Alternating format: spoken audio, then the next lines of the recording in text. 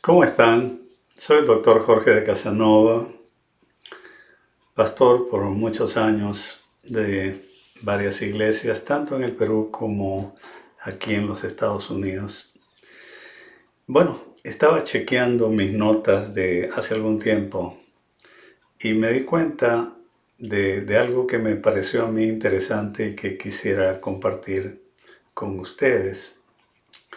Eh, los filósofos griegos más conocidos, Sócrates, Aristóteles y Platón. Y resulta que un discípulo de, de Aristóteles fue Alejandro Magno. Y Alejandro Magno no es conocido por ser filósofo, pero se nutrió de las enseñanzas de este filósofo, y eso fue lo que le dio a él una cosmovisión de lo que él quería que fuera el mundo civilizado. Y era que la cultura griega permeara todo su imperio, cuando todavía no tenía imperio. Sin embargo, esa fue la idea, que no solamente el idioma griego fuera el idioma, digamos, corriente, sino que también la cultura griega lo fuera. Y eso causó varios efectos interesantes, ¿no? Que se unificó el imperio bajo una misma cultura, bajo una misma lengua. Y quiere decir que se podía comerciar, se podía traficar, ¿no es cierto?, en más de un sentido, no solamente en lo económico, sino en lo social, en lo cultural, con ciudades que antes hablaban idiomas diferentes, ¿no? O sea, una uniformidad cultural. Eso desde los aspectos positivos. Pero para Israel, para el pueblo judío, esto significó un problema, y un problema serio. ¿Por qué? Porque la cultura helénica, es decir, la mezcla de la cultura romana con la griega, que fue la que llegó a Palestina, trajo sus propias taras. Trajo cosas buenas, pero también trajo cosas malas. El politeísmo fue una de las peores cosas. Pero también Israel había siempre sido muy cuidadoso con su cuerpo y no mostraba el cuerpo nunca, ¿no? Y cuando vinieron los baños romanos, entonces los jóvenes iban y se bañaban desnudos. Las olimpiadas también corrían desnudos, y la desnudez para los judíos era una cosa aberrante.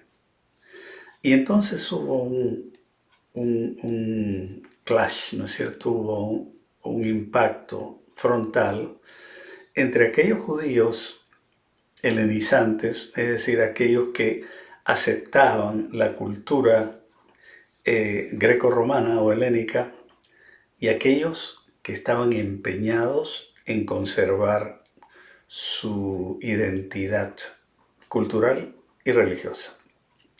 Bueno, esa pugna muy fuerte se dio incluso en tiempos de Jesús, ¿no? En tiempos de Jesús.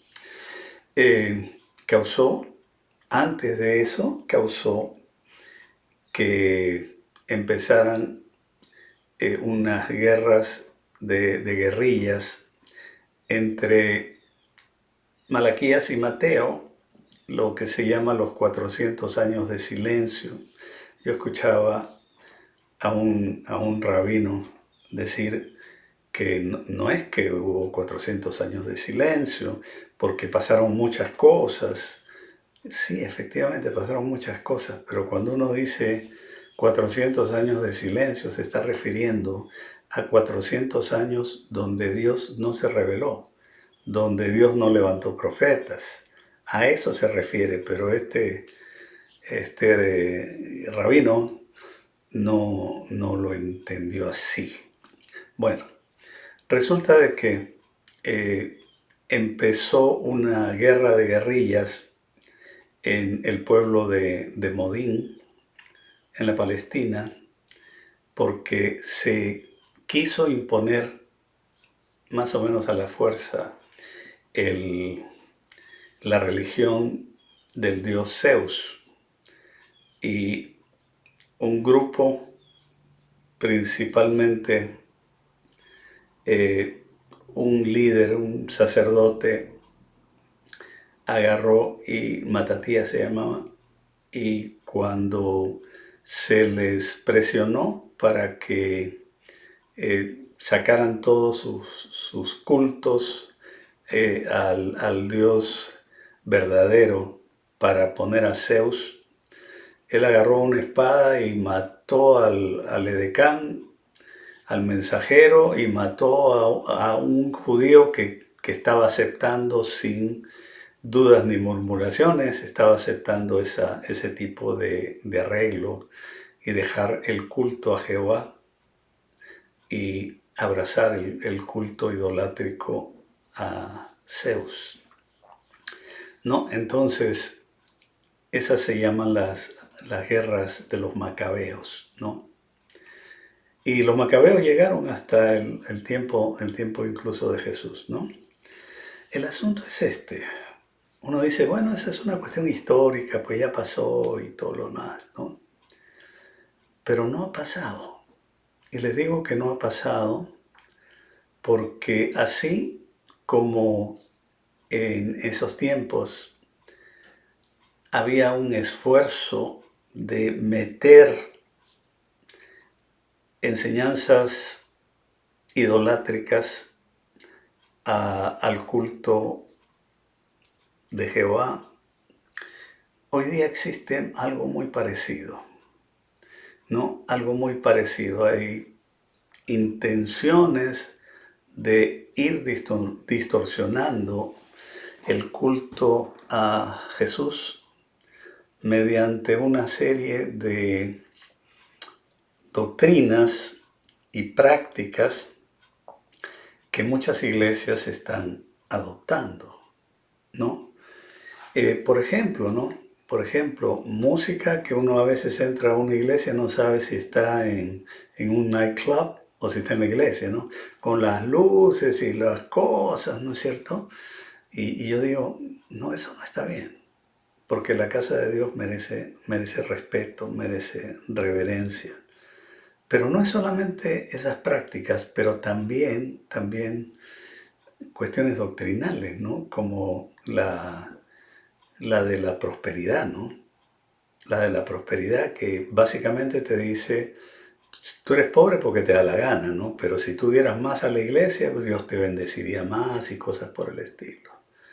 Entonces, yo conocí el Evangelio a los 19 años y hoy día, muy pronto, estoy por cumplir 72 años.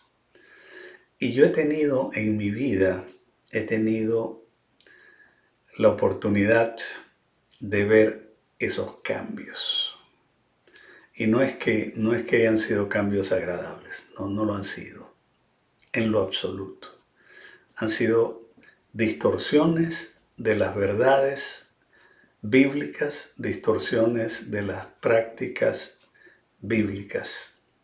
Y entonces uno tiene que hacer un pare en el camino y decir, bueno, hasta qué punto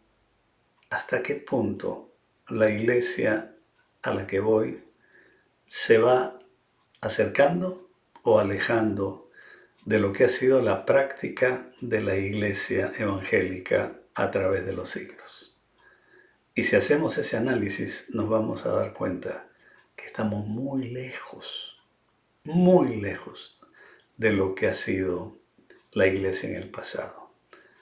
Hay que desandar esos pasos y centrarnos en la verdad y la práctica de las Sagradas Escrituras. Que Dios me los bendiga mucho. Cuídense, que tengan una semana muy bendecida. Gracias.